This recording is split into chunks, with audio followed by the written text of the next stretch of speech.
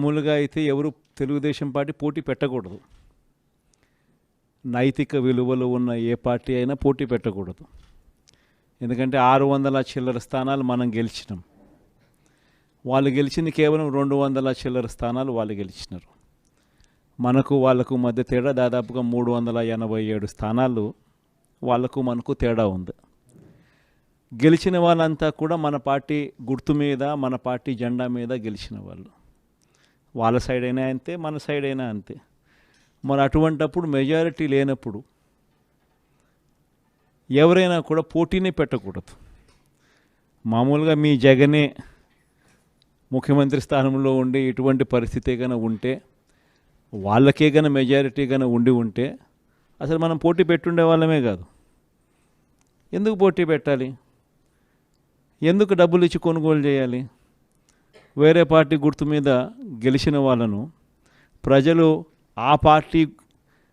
వాళ్ళకు ఓట్లు వేసింది ఆ పార్టీ గుర్తును చూసి, ఆ పార్టీ పేరు చెప్పి, ఆ పార్టీ గుర్తును చూసి, ఆ పార్టీ తరపున వెళ్ళి ఓట్లు అడిగిన తర్వాత, గెలిచిన తర్వాత అటువంటి వాళ్ళను మనం ముఖ్యమంత్రిగా ఉన్నాం కదా, పోలీసులు మన చేతుల్లో ఉన్నారు, అధికారులు మన చేతుల్లోనే ఉన్నారు, డబ్బులు మన దగ్గర దండిగా ఉన్నాయి కాబట్టి ఆ డబ్బులు మనం ఖర్చు చేసి మనం ఎటువంటి పరిస్థితుల్లో అధర్మంగా అయినా కూడా మనం గెలిచాలి కదా అని ఆలోచన చేసి అదే కార్యక్రమం ముఖ్యమంత్రిగా ఉన్న వ్యక్తిగా మనం చేసి ఉంటే అది ధర్మమేనా?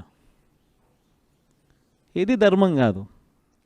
చంద్రబాబు నాయుడు నైజం మాత్రం చూపిస్తానే ఉన్నాడు.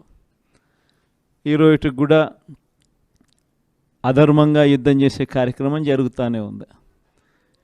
అధర్మంగా యుద్ధం చేసే కార్యక్రమంలో భాగంగా మన పార్టీ తరపు నుంచి ఎవరైతే గెలిచినారో వాళ్ళందరికీ ఫోన్లు చేయడం, లేదా వాళ్ళ దగ్గరికి మనుషులను పంపించడం, నీకు 5 లక్షలు ఇస్తా, నీకు 10 లక్షలు ఇస్తా, వస్తావా అని పిలవడం, అడగడం.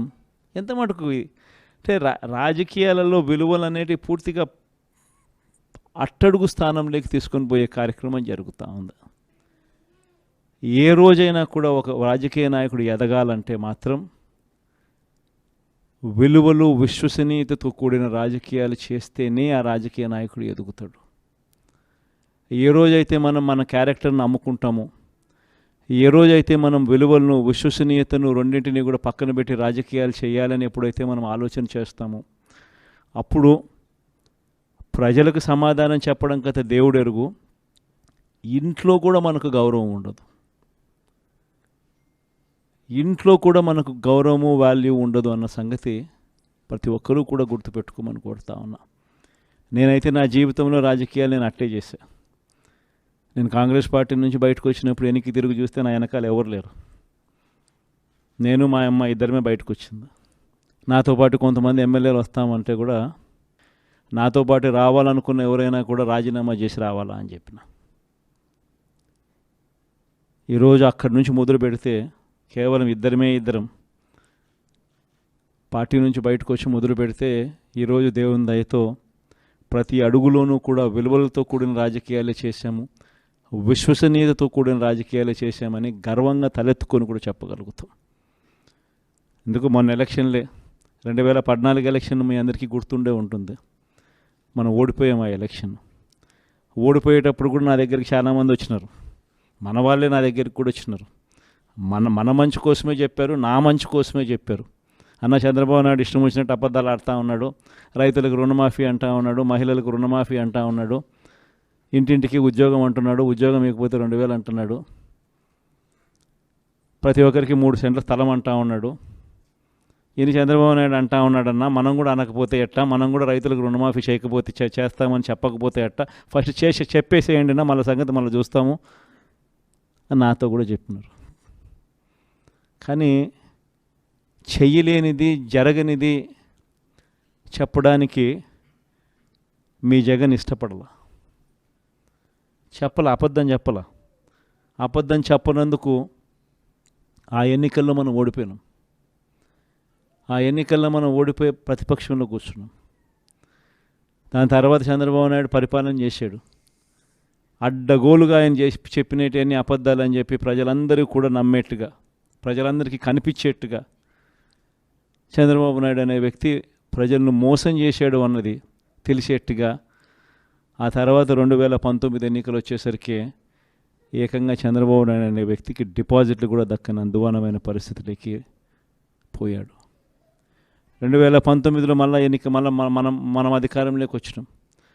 మన మేనిఫెస్టోలో చెప్పింది ఏది కూడా పలాని మాట చెప్పినామనంటే ఒక్క మాట కూడా తప్పకుండా మొట్టమొదటిసారిగా రాజకీయాలలో విలువలు అంటే ఏమిటి, విశ్వసనీయత అంటే ఏమిటి అనే పదానికి మనం అర్థం తీసుకొస్తూ అడుగులు వేశాం మొట్టమొదటిసారిగా. ఇంతకుముందంతా మేనిఫెస్టో అంటే చెత్తబుట్టలో వేసే డాక్యుమెంట్. మొట్టమొదటిసారిగా మేనిఫెస్టో అంటే చెత్తబుట్టలో వేసే డాక్యుమెంట్ కాదు. మేనిఫెస్టో అని అంటే ఒక బైబిలు, ఒక భగవద్గీత, ఒక ఖురాన్ అని చెప్పి మొట్టమొదటిగా నిర్వచనం మారుస్తూ చెప్పిన ప్రతి మాట కూడా నెరవేర్చాం. ఒక 10% జనాభాలు మాత్రం చంద్రబాబు నాయుడు మోసాన్ని నమ్మారు. చంద్రబాబు నాయుడు క్యాంపెయినింగ్ ఇంటింటికి పోయినప్పుడు వాళ్ళ ఎమ్మెల్యేలు చేసిన క్యాంపెయిన్ పిల్లలు కనపడితే నీకు 15,000, నీకు 15,000, నీకు 15,000, నీకు 15,000 సంతోషమా అని అడిగే క్యాంపెయిన్. వాళ్ళ అమ్మ కనపడితే నీకు 18,000 సంతోషమా అని అడిగే క్యాంపెయిన్. వాళ్ళ ఇంట్లో ఇంకొక ఆడవాళ్ళు కనపడితే నీకు మళ్ళీ 18,000 సంతోషమా అని అడిగే క్యాంపెయిన్. వాళ్ళ ఇంట్లో ముసలోళ్ళు ఎవరైనా బయటకు వస్తే నీకు నెలకు 4,000 పెన్షన్ సంతోషమా అని అడిగే క్యాంపెయిన్. ఈ క్యాంపెయిన్తో, ఈ మోసంతో, ఈ ఆశతో ఓ 10% జనాదులు మన దగ్గర నుంచి దూరం అయ్యారు. కానీ మళ్ళీ ఏమైంది? మళ్ళీ చంద్రబాబు నాయుడు పాలన వచ్చింది. మళ్ళీ ఇదే చూస్తూ ఉన్నాం. ఈరోజు 22 నెలలు అయిపోయింది.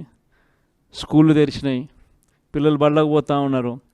కనీసం జగనే ఉంటే కనీసం అమ్మఒడి కింద 15,000 ఈ పాటికి జగన్ ఉంటే వేసి ఉండేవాడు.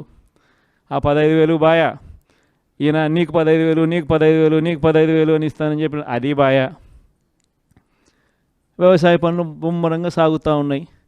జగనే ఉంటే రైతు భరోసా కింద 13,500 చేతిలో పడేది. జగనే ఉంటే చంద్రబాబు వచ్చాడు, 20,000 ఇస్తానన్నాడు. ఆ 13,500 బాయా, ఆ 20,000 బాయా. ఈరోజు రాష్ట్రంలో ఉన్న పరిస్థితి జగనే ఉంటే పెద్ద చదువులు చదువుతూ ఉన్న పిల్లలందరికీ పూర్తి ఫీజు రీయింబర్స్మెంట్ కింద ప్రతి త్రైమాసికం అయిపోతూనే ప్రతి 3 నెలలకు ఒకసారి, ఆ 3 నెలలు అయిపోయిన వెంటనే ఫీజులు జమ అయ్యేటి. ఇప్పుడు జనవరి, ఫిబ్రవరి, మార్చి త్రైమాసికానికి సంబంధించి ఫీజులు ఎగిరిపోయినాయి. మామూలుగా జగనే ఉండుంటే మేలో పడి ఉండేటివి. అది బాయా.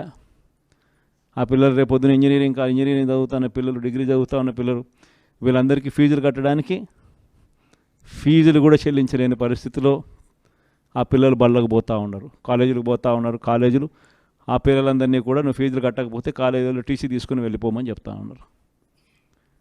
వసతి దీవెన ఎగిరిపాయి. ఏప్రిల్లో జగనే ఉండుంటే వసతి దీవెన కింద ప్రతి తల్లికి సహాయం అందేది.